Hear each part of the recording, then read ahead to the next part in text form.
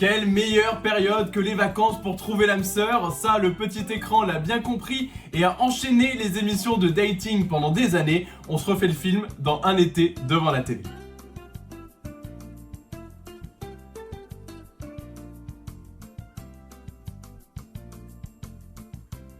La plus sulfureuse des émissions de rencontres, eh bien c'était la première. Le 6 juillet 2002, TF1 lance l'île de la tentation. Dans un décor paradisiaque, des couples viennent tester leur amour face à des tentateurs. Et franchement, quand on y pense, on se demande pourquoi. Souhaitez-vous repartir ensemble ou séparément ? Si on fait le bilan, la plupart des couples repartent ensemble à la fin de la saison, ce qui est quand même une belle perf vu le contexte. En revanche, pour Diana et Brandon, les deux candidats les plus cultes, ça s'est mal fini. Peut-être que l'histoire du bâton y est pour quelque chose. Hors de lui, Brandon s'est armé d'un bâton et devient totalement incontrôlable. J'arrête l'expérience, j'attends ma femme ici. Moins d'une semaine après l'arrivée de l'île de la tentation, M6 se lance elle aussi dans la course aux émissions de rencontres avec Opération Séduction aux Caraïbes.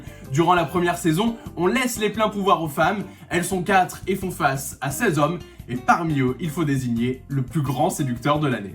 Il y a aussi eu une saison 2 où les rôles étaient inversés. Cette fois-ci, c'était 4 garçons au milieu d'un harem de 12 filles. Oui, c'était le mot utilisé dans le générique.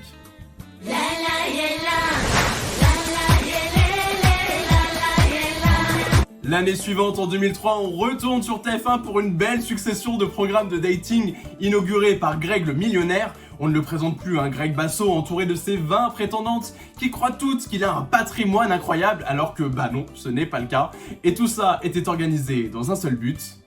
Trouvera-t-il celle qu'il aimera pour lui et non pour ses millions ? L'émission a offert des moments inoubliables et des phrases qui, oui, il faut le dire, ont marqué la télé française. C'est le cas lors de ce fameux dîner entre Greg et Marjolaine, où l'ambiance était plutôt torride. Là, je suis dur partout. Je suis dur partout, là. Ah ouais ? Gros succès d'audience avec près de 6 millions de téléspectateurs à 22h pour le final. TF1 décide de surfer sur la vague l'année suivante avec Marjolaine et les millionnaires. La fameuse candidate passe de l'autre côté et se retrouve courtisée par 15 hommes qui sont tous de faux millionnaires. À la fin, ces deux derniers prétendants lui révèlent la vérité et elle doit choisir. Partira-t-elle avec l'amour de sa vie ou avec un chèque de 50 000 €? Rassurez-vous, elle a choisi l'amour. En 2004, TF1 continue à faire du mensonge son cœur de métier avec Mon incroyable fiancé.